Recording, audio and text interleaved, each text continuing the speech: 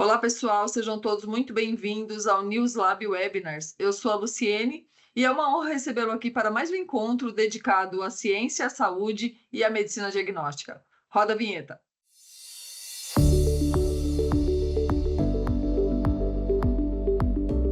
NewsLab, transformando ciência e conhecimento em informação para todos. O nosso convidado de hoje é o professor Dr. Alexandre Naime Barbosa. Ele é médico infectologista, professor doutor e chefe do Departamento de Infectologia da Unesp, coordenador científico da Sociedade Brasileira de Infectologia e membro da International AIDS Society. Médico de referência em genotipagem do HIV pelo Ministério da Saúde, atua também em pesquisa clínica, epidemiologia e políticas públicas em HIV, com ampla experiência em formação de profissionais e na produção científica nacional e internacional. E hoje o doutor vai trazer para a gente um tema: baixa viremia, a ponta do iceberg no manejo do HIV. Doutor Alexandre, seja muito bem-vindo, obrigado por aceitar o nosso convite e vir aqui compartilhar um pouco do seu conhecimento conosco. Eu que agradeço o convite da revista New Labs e é um enorme prazer falar um pouquinho de uma das minhas linhas de pesquisa, que é justamente a baixa viremia persistente do HIV, que há por baixo da ponta desse iceberg. Vocês vão ver que realmente é um problema bastante emergente no cuidado, no manejo das pessoas que vivem com HIV.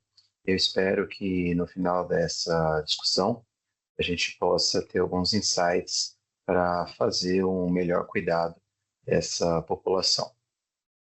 Eu já fui apresentado e aqui também tem os meus potenciais conflitos de interesse. E é muito importante fazer, no início dessa discussão, um resgate da linha do tempo, dos objetivos do tratamento antirretroviral, da terapia anti-HIV. Vivemos uma época inicial, onde não havia tratamentos efetivos, isso desde que o vírus foi descoberto lá em 81 até 1994.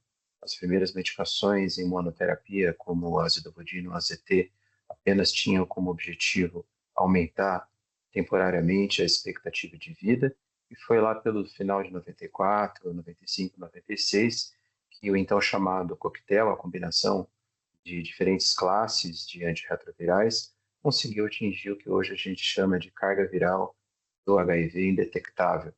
E essa condição, carga viral indetectável, na época começou a mudar completamente a questão de desfechos em relação ao HIV/AIDS. As pessoas começaram a aumentar cada vez mais a sobrevida, não ter mais infecções oportunistas, ter uma recuperação imunológica, mas tudo isso naquela época, entre 94 até 2004, como o próprio nome diz, o coquetel significava um grande número de comprimidos, às vezes 3, 4, 5 vezes ao dia, 20, 30 comprimidos com muitos eventos adversos, efeitos colaterais que não eram, obviamente, muito bem tolerados, então era bastante difícil conseguir um tratamento efetivo.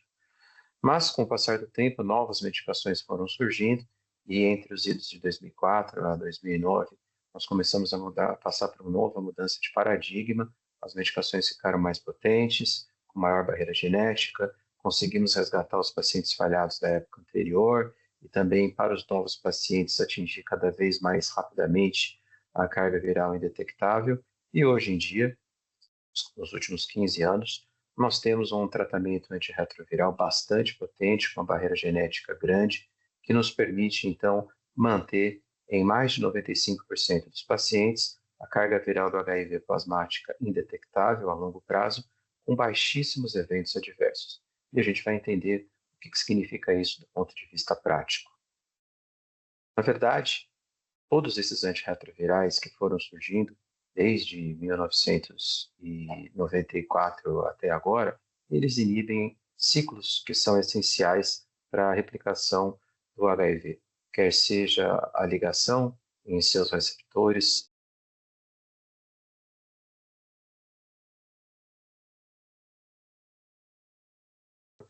Existem também etapas que bloqueiam a transcriptase reversa, uma enzima que transforma o RNA viral numa fita dupla de DNA.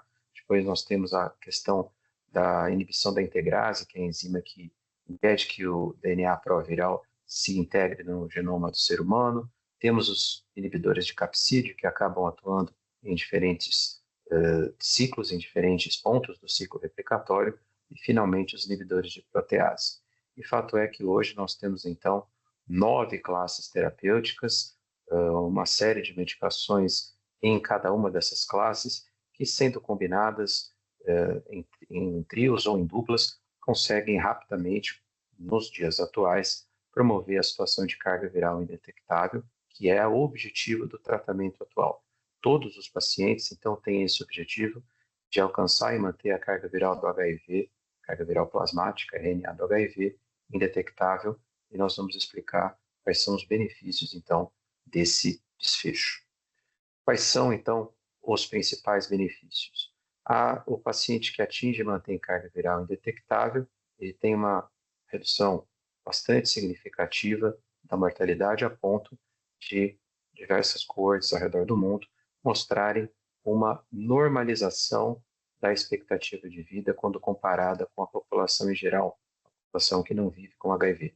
Então, hoje, quando entra um paciente no meu consultório com o diagnóstico de infecção pelo HIV, uma das coisas que eu falo para ele é que, se ele usar a medicação corretamente, ele vai ter a mesma expectativa de vida que uma pessoa da mesma faixa etária, do mesmo sexo biológico, que não tem HIV.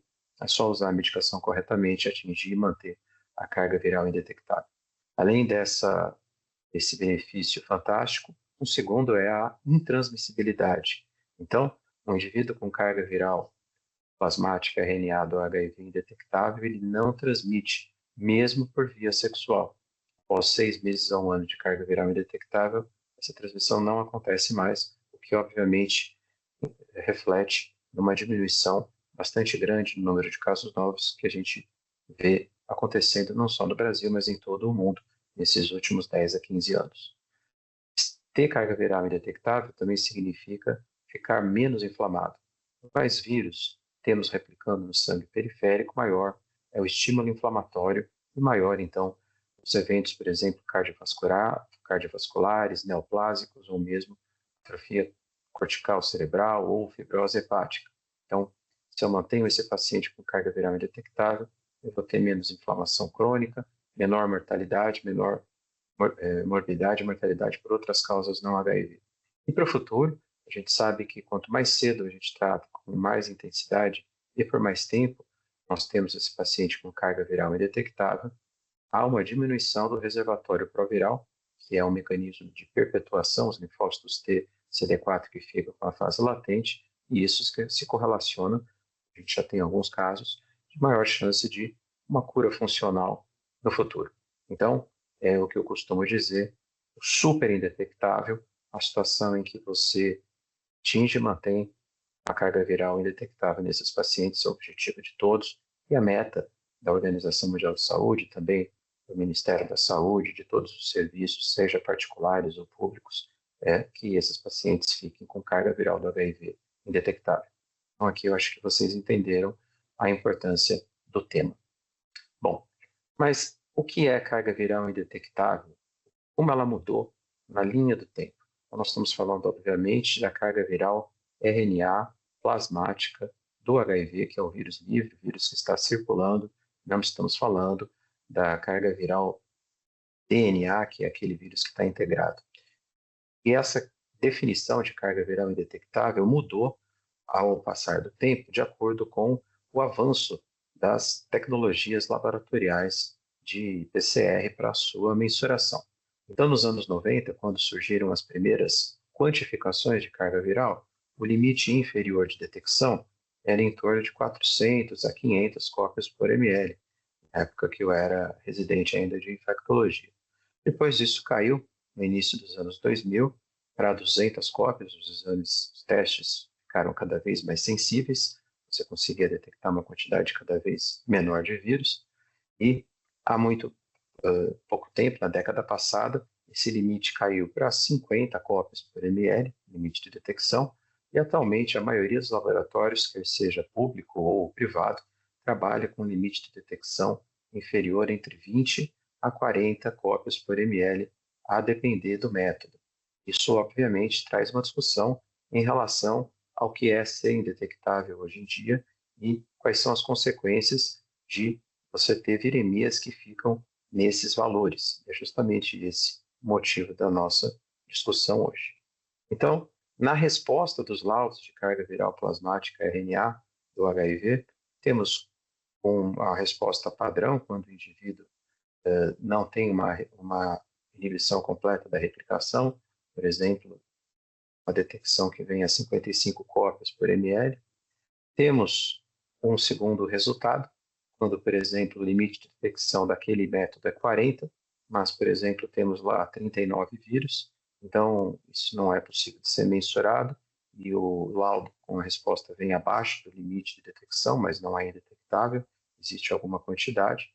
E, finalmente, uma situação em que não há detecção alguma de vírus, e aí vem como laudo não detectável ou indetectável. Então, são essas três respostas que a gente costuma ver nos laudos dos exames de carga viral plasmática do HIV. E o que seria ideal nos dias de hoje? Qual é o nosso gold standard? Então, os diversos conceitos de quantificação de carga viral, obviamente aqui falando de pacientes em uso da terapia antirretroviral, em uso de TARP. Então, a falha terapêutica, vamos começar do pior para o melhor, por isso eu coloquei aqui esses emojis, qual a situação menos favorável? É quando você tem uma situação mantida de 200 cópias por ml, persistente, mais de uma carga viral. Esse indivíduo é considerado falha terapêutica. Esse indivíduo não está conseguindo inibir a replicação em níveis ótimos, está induzindo resistência, vou falar um pouco das consequências da falha terapêutica, e também pode estar transmitindo. Então, essa é uma situação que exige imediatamente mudança do tratamento, a depender do nível de carga viral que nós temos, fazendo uma genotipagem, e eu vou detalhar isso mais para frente. Existe uma segunda situação chamada BLIP, que é uma viremia persistente.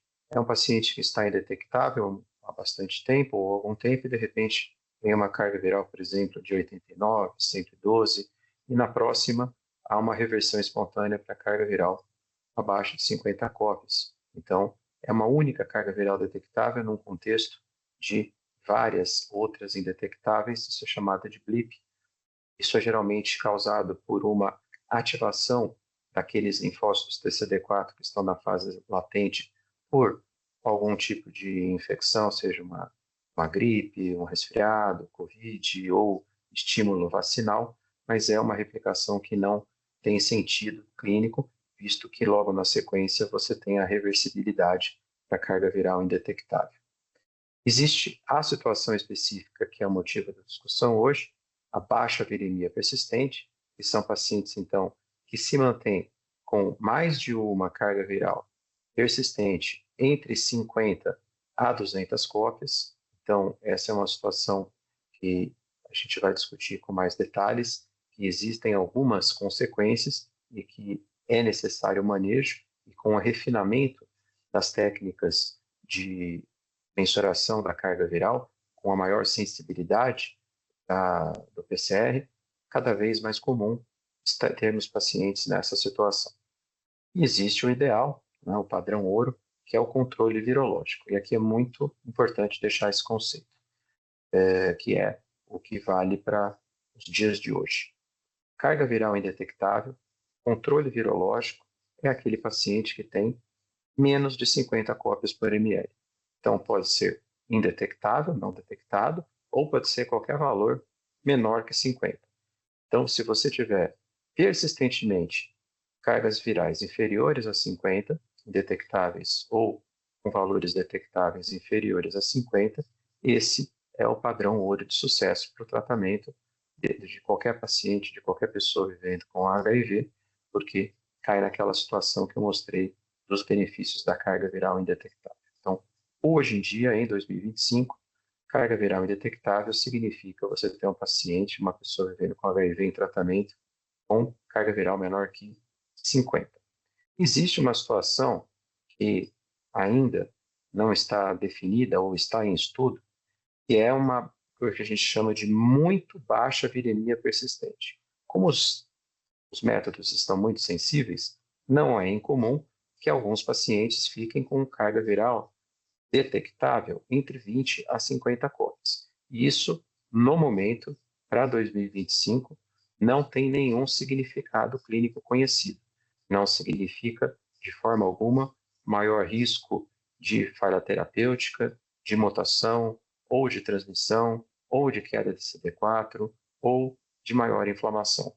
Então, essa muito baixa viremia persistente, uma outra situação que é bastante frequente, imagine que vários pacientes chegam falando, nossa, doutor, minha carga virada 35, ela estava indetectável, é menor que 20, deu 44. Não significa nada do ponto de vista clínico com o conhecimento que nós temos hoje. Obviamente, existem vários grupos que trabalham também nessa faixa.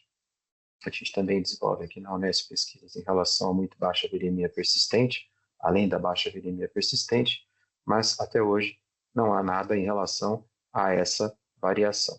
Então, a mensagem-chave em relação à carga viral indetectável é que nós temos hoje ferramentas tecnológicas que reduziram bastante o limiar de detecção. São testes mais sensíveis, mas é muito necessário entender se essa detecção é ou não clinicamente significante, se tem ou não relação com desfechos clínicos. É isso que a gente vai discutir com mais detalhes a partir de agora. Então, o próprio PCDT, que é o Protocolo Clínico de Diretrizes Terapêuticas do Ministério da Saúde, que guia toda a nossa conduta, deixa tudo isso que eu falei muito claro, né? Muitos pacientes têm carga viral entre 20 a 50, e isso não significa absolutamente nada do ponto de vista clínico, não é para ser levado em consideração, e cargas virais acima de 200, aí sim, como a gente já discutiu, é considerada falha terapêutica. Lógico que fica o gap aqui que nós vamos discutir, aqueles pacientes que estão entre 50 a 200 cópias por ml, justamente esses são os pacientes com baixa viremia persistente, e que esses pacientes, então, podem ter um risco maior de mutação e falha terapêutica futura, e por isso eles devem ser monitorados com muito maior frequência. E é o que nós vamos mostrar com detalhes. Então, deixando de um ponto de vista mais visual, o que significa cada definição, primeiro, a partir da resposta mais adequada, é a resposta virológica completa, a supressão completa, que é quando você começa o tratamento, atinge o limiar de detecção de 50, cai a menor que isso, e se mantém permanentemente menor que 50. Então, esse é o objetivo da TARV, esse é o paciente com carga viral indetectável, é o paciente que tem a mesma expectativa de vida que a população em geral, é aquela pessoa com HIV que não transmite mesmo por relação sexual. Então, esse é o primeira definição gráfica, está bem fácil de entender. Uma segunda definição, que é aquela de muita baixa viremia persistente, que também não tem desfecho clínico negativo conhecido, é aquele indivíduo, aquele paciente que inicia o tratamento e se mantém com carga viral entre 20 a 50. Nós não temos ainda nenhum estudo que mostre que nessa variação, entre 20 a 50, exista risco de transmissão, indução de resistência, inflamação ou progressão de doença. Repito, conhecidos, isso agora em 2025. Obviamente, como é uma situação que, pelo aumento da sensibilidade do teste, está cada vez mais frequente, muitos estudos estão em andamento. Isso pode mudar no futuro, mas é muito importante falar, comunicar com o paciente que o que a gente sabe hoje, essas cargas virais entre 20 a 50 não representam risco nenhum para ele e nem risco de transmissão do HIV para outras pessoas. A próxima definição é uma definição que, infelizmente, acontece em alguns pacientes, é a resposta virológica incompleta. É aquele paciente que começa o tratamento e nem consegue ficar com limites de carga viral menor que 200, provavelmente por falta de adesão ou por uso de esquemas que têm baixa potência e baixa barreira genética, ou por, ainda um terceiro motivo, já ter adquirido um vírus com resistência a algum das medicações que ele está fazendo uso. Então, é uma situação que já se define como falha terapêutica, e aqui é necessário fazer uma avaliação se é possível ou não a genotipagem ou trocar a medicação às cegas. Um quarto ponto, que também é muito frequente, infelizmente, é a recidiva virológica. Então, o indivíduo iniciou o tratamento, ficou indetectável, ficou abaixo de 50, mas ele volta, depois de algum tempo, a ficar superior a 200. É a falha terapêutica propriamente dita, aqui geralmente induzida por falta de adesão. O indivíduo deixa de tomar medicação, pode ou não adquirir mutações de resistência, essa carga viral pode ou não ser revertida com o mesmo esquema, se não houver mutações de resistência na genotipagem, mas pode ser que durante o período que ele ficou em uso inadequado, ele tenha conseguido selecionar mutações de resistência, e aí é necessária uma genotipagem para entender qual o melhor esquema de resgate para esse indivíduo. Existe aquela situação do BLIP, que é a baixa viremia intermitente. O indivíduo alcança a carga viral indetectável com o tratamento e faz somente uma carga viral acima de 50, por exemplo, 120, num contexto de cargas virais de monitoramento subsequente abaixo de 50 indetectável. Isso geralmente acontece por estimulação imunogênica, vacinal ou por conta de uma infecção viral. Tiram linfócitos TCD4 que estão na fase latente e acabam, então, colocando vírus que estavam integrados nesses linfócitos T latentes na circulação, no sangue periférico, sem nenhum tipo de repercussão clínica, há uma reversão espontânea. E o motivo da nossa discussão hoje, a baixa viremia persistente, que é uma situação cada vez mais frequente, por conta dos motivos que a gente discutiu, principalmente maior sensibilidade dos testes, e então o indivíduo, a pessoa vivendo com HIV, que em uso correto, contínuo, regular da TARV, fica naquela carga viral mantida, persistente, entre 50 e 200. Esses pacientes, como eu vou mostrar, têm maior risco de adquirir mutações de resistência e, consequentemente, ter falha terapêutica no futuro, inflamação crônica e progressão, principalmente, de doenças não relacionadas à AIDS, por conta desse aumento da inflamação crônica. Então, a baixa viremia persistente é um problema, é uma questão que nós temos que lidar com bastante cuidado hoje em dia. E a falha terapêutica propriamente dita, né, que é aquele indivíduo que parou de usar a medicação e aí tem uma carga viral consistentemente positiva acima de 200, a incapacidade de manter essa carga viral abaixo de 200, e aí é necessário, então, genotipar esse indivíduo e achar o melhor esquema e, obviamente, reforçar a adesão. Bom, então, definindo do ponto de vista acadêmico, a baixa viremia persistente é uma carga viral detectável, mas abaixo do limiar de falha virológica. Então, são indivíduos que ficam entre 50 e 200 cópias por ml. Ela pode ser intermitente, chamada de BLIP, mas aqui no caso nós estamos falando da carga da baixa viremia persistente. Ela pode atingir até 1/3 dos pacientes em uso de terapia antirretroviral. Algumas coortes têm até 25 a 30% dos seus pacientes em acompanhamento em baixa viremia persistente. Isso depende muito da sensibilidade do teste que está sendo aplicado, tipo de esquema de retroviral que está sendo utilizado e até mesmo região geográfica mundial. Existem alguns mecanismos biológicos que explicam a baixa viremia persistente. São duas hipóteses principais. Primeiro, uma replicação residual de santuários anatômicos, por exemplo, sistema nervoso central, sistema linfático, onde nós temos baixa penetração dos antirretrovirais. O segundo é a expansão clonal de linfócitos TCD4 infectados, que estão na fase latente, mas que acabam sendo ativados, liberando vírus, mas vírus sem evolução genética, sem capacidade de infecção, e essa é uma das teorias que mais acompanha, principalmente indivíduos que estão mais inflamados. Existe uma outra opção, uma outra teoria em investigação, que são de reservatórios não tradicionais, como monócitos, tecido adiposo, o GALT, que é o tecido linfóide associado ao trato gastrointestinal, mas isso está em investigação.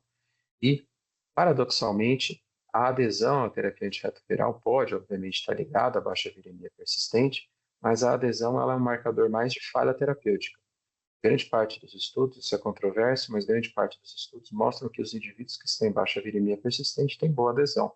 Alguns estudos não mostram isso, mas a adesão não é o principal fator, apesar de a gente sempre ter que reforçar isso junto aos nossos pacientes. Os fatores de risco para a baixa viremia persistente, principalmente aqueles indivíduos que já chegam pré-tratamento com uma carga viral basal muito alta, cargas virais de 2 milhões, 3 milhões, 4 milhões. Obviamente, esses indivíduos vão ter um reservatório de linfócitos T na fase latente muito grandes e podem, como a gente mostrou, ter uma ativação mais frequente e levar a baixa viremia persistente. Início tardio do tratamento, com taxas de CD4 menor que 200, levando, obviamente, à mesma consequência, que é o reservatório muito grande. Questões clínicas sociais, como o uso de drogas injetáveis, baixo status socioeconômico e variantes não subtipo B do HIV. Alguns esquemas terapêuticos estão mais associados à baixa viremia persistente, mas isso é bastante controverso. A gente vai vendo mais para frente que tanto estudos com inibidores de protease quanto com inibidores de integrase podem ter benefício. A gente sabe que esquemas anteriores, eu vou até discutir um caso, com drogas menos potentes, principalmente não análogas de nucleosídeo, tem mais chances de baixa viremia persistente, mas esses fármacos que a gente usa como terceira medicação hoje em dia, inibidores de integrase, inibidores de protease, têm mais potência, têm mais barreira genética. E a adesão, que eu também já mencionei, obviamente pode contribuir para a baixa viremia persistente, mas não é a principal causa nos estudos recentes. Então, a baixa viremia persistente, ela aumenta o risco posterior de falha virológica por acúmulo de mutação, e aí seu esquema não vai funcionar mais. Aumenta o risco de comorbidades não AIDS, por conta de uma maior quantidade de vírus, e com isso uma inflamação crônica, ativação imune, uma potencialização de comorbidades, como por exemplo a aterosclerose e envelhecimento precoce. Já comentei aqui a questão do favorecimento de mutações de resistência e, em termos de mortalidade e morbidade, uma associação modesta, principalmente relacionada a fatores mais inflamatórios. A transmissão é um ponto que não existe nesses pacientes. Isso é muito importante para tirar o estigma e o preconceito. Transmissão em pessoas com baixa viremia persistente, com carga viral entre 50 e 200, ela não é verificada. Existem vários estudos, mas uma meta-análise bastante consistente e mostra que abaixo de 200 não há risco de transmissão. Eu vou mostrar para vocês também uma nota técnica feita por nós, da Sociedade Brasileira de Infectologia, junto com o Ministério da Saúde, corroborando então a questão do indetectável é intransmissível em cargas virais menor que 200 cópias por ml. Bom, quais são as consequências então, do ponto de vista esquemático da baixa viremia persistente, principalmente nessa faixa entre 50 a 200? Existe um risco importante de falha terapêutica e resistência, e riscos potenciais de aumento de doenças cardiovasculares, como infarto agudo do miocárdio e acidente vascular encefálico, além de neoplasia. E eu trago aqui 2 papers que mostram isso, um publicado na Clinical Infectious Disease, mostrando então que pacientes que ficam com baixa viremia persistente têm até entre 2 a quase 3 vezes maior chance de falha com mutações de resistência, quando comparados com aqueles pacientes que estão com carga viral detectável, cargas virais menor que 50, e um outro estudo que mostra que pacientes com baixa viremia persistente, representados aqui, entre 50 a 200, têm mais riscos de eventos não AIDS, principalmente questões ligadas como neoplasias, doenças cardiovasculares, comorbidades renais, hepáticas e psiquiátricas. Então, a inflamação crônica, por conta dessa maior viremia, pode sim ser um problema para o paciente com baixa viremia persistente. E o manejo desses pacientes, como a gente faz? A gente colocou problemática, temos que falar sobre o manejo. Bom, aqueles pacientes com carga viral maior que 200 têm que trocar o esquema. Geralmente, o ideal seria fazer uma genotipagem. Se você tiver uma genotipagem que consiga amplificar maior que 200, no SUS, por enquanto, nós só podemos fazer solicitação de genotipagem com 2 cargas virais acima de 500, o que é um problema. Mas esses pacientes que nós estamos discutindo, entre 50 a 200, eu vou detalhar melhor, nós temos que monitorar com mais frequência, com menor espaço de tempo as cargas virais, discutir bastante adesão e, em alguns pacientes, até mesmo discutir troca de medicação. Eu vou mostrar algumas situações em que isso pode acontecer. Bom, falando do BLIP, que é aquela baixa viremia intermitente, não persistente, ela volta a ficar indetectável, os principais pontos a serem discutidos com o paciente é a adesão, procurar interação medicamentosa, interação com alimentos que pode acontecer, novos parceiros que tenham HIV e rechecar esse paciente sempre após um mês. Então, o BLIP geralmente ele é reversível, não há necessidade de mudar o tratamento se você conseguir que esse indivíduo volte a ficar com carga viral menor que 50. Essa é a baixa viremia intermitente.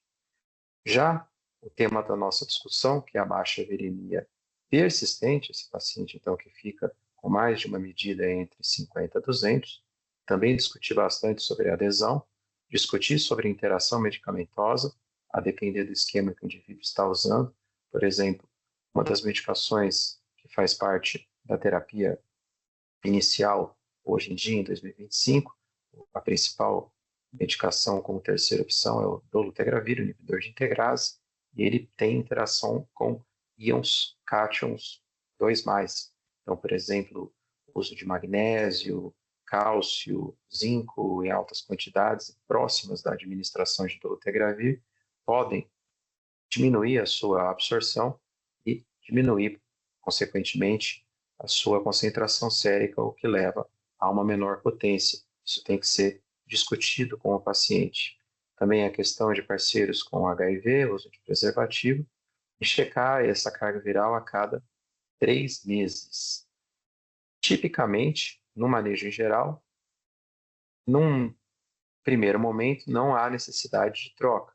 Mas se o paciente se mantiver muito tempo nesse patamar, entre 50 a 200, nós já vimos que existe o risco de falha, o risco de mutação de resistência, indução de inflamação, indução de desfechos negativos de doenças não AIDS, e aí há que ter algum tipo de conduta. Eu vou mostrar um caso que exemplifica isso.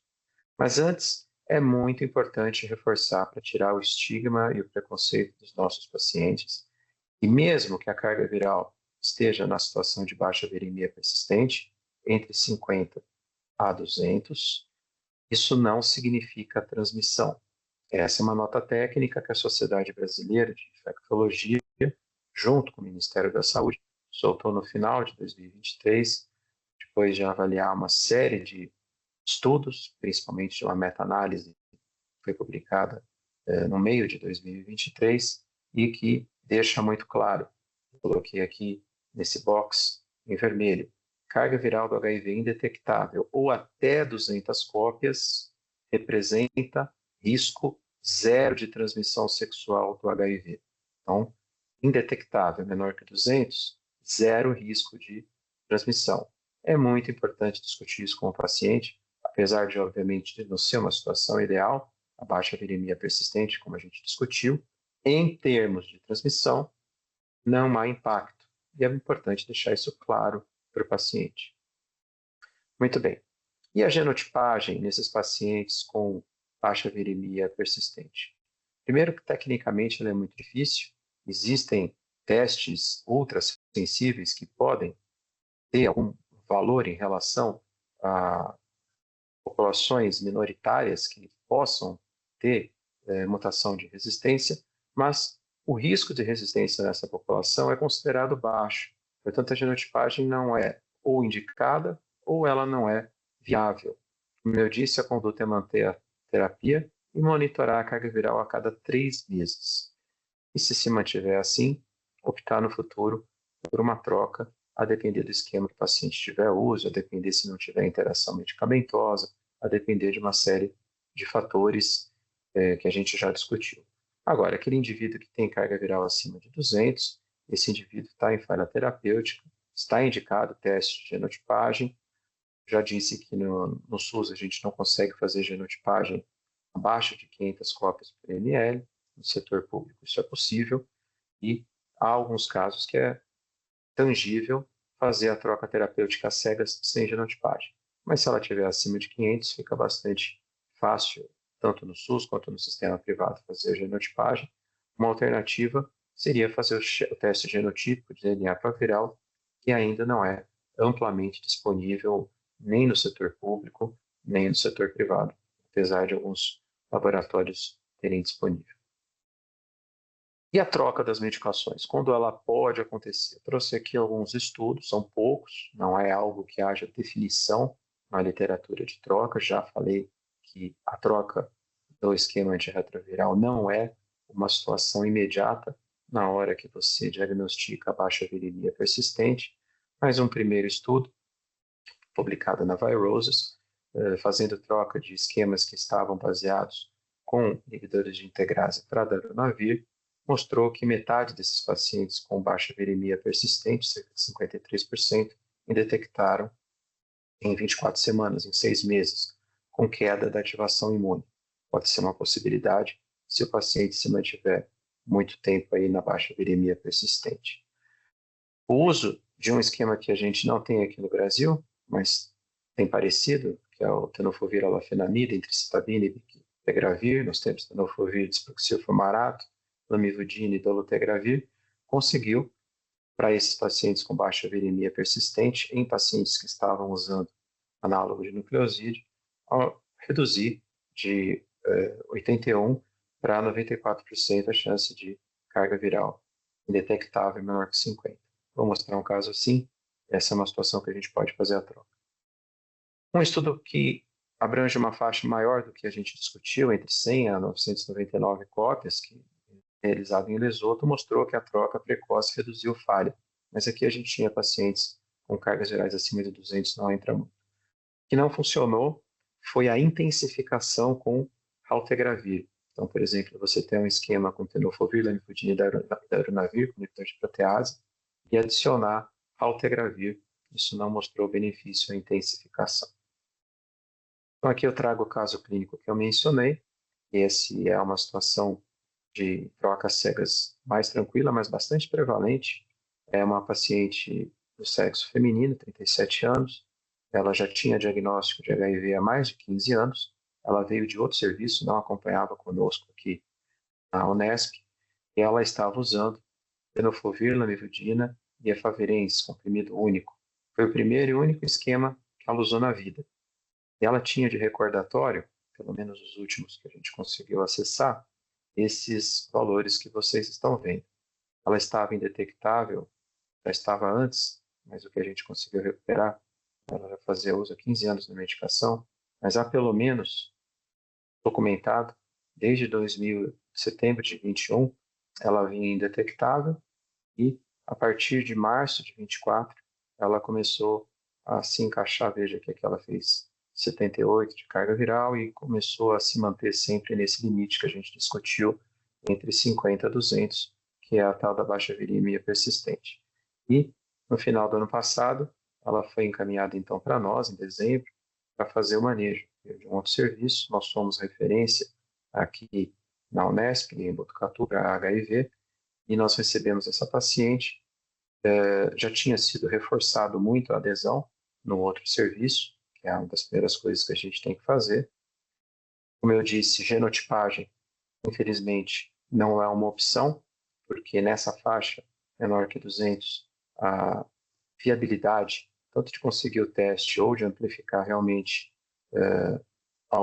algum vírus que seja resistente é muito baixa. Geralmente não é questão de resistência, de mutação, pode até acontecer. E o que nós fizemos então para essa paciente foi a troca de esquema às cegas, sem genotipagem. Mas aqui eu quero justificar.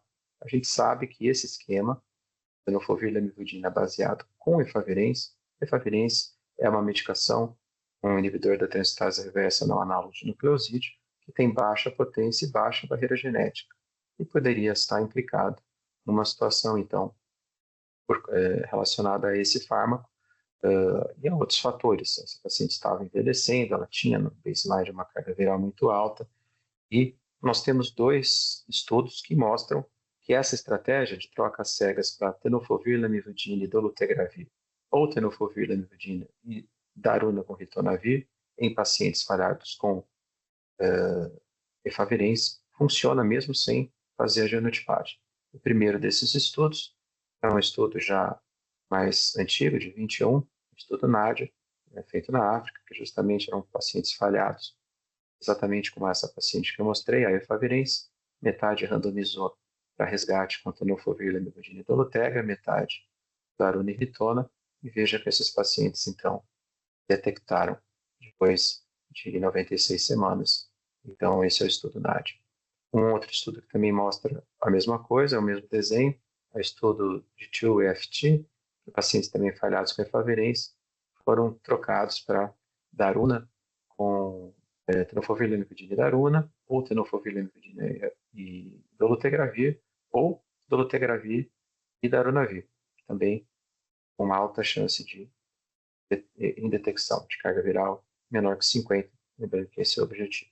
Então foi isso que a gente fez para a nossa paciente, trocamos o esquema anterior, tenofovir, lamivudine e efavirenz, em baixa viremia persistente para tenofovir, lamivudine e dolutegravir, e vocês podem ver aqui, a troca foi feita de março para abril, no mês seguinte ela já estava indetectável, e agora a última vez que fizemos a carga viral para ela, em julho, ela se mantinha indetectável, talvez aqui um ganho de CD4, a gente precisa verificar se realmente isso vai persistir.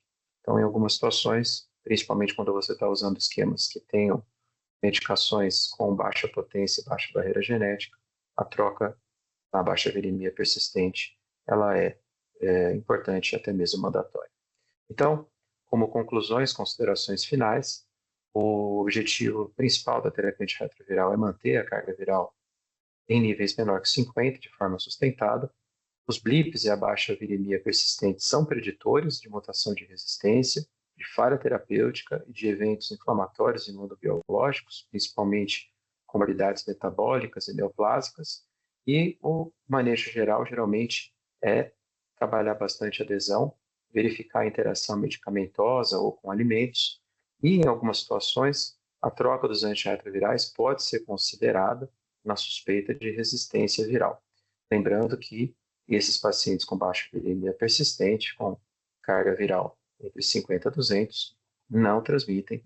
Então, isso é muito importante reforçar. Eu termino agradecendo a atenção de vocês. Aqui tem os meus canais para contato, Instagram, @drbarbosa, também canais no Facebook, um canal no YouTube com bastante entrevista, e agradeço muito a atenção de vocês. Nós que agradecemos mais uma vez, doutor, pela sua participação aqui no nosso canal. E todos vocês podem deixar também as dúvidas aqui na descrição deste vídeo que nós passaremos para o doutor. Obrigado pela audiência e até a próxima. Tchau, doutor. Obrigada. Eu que agradeço.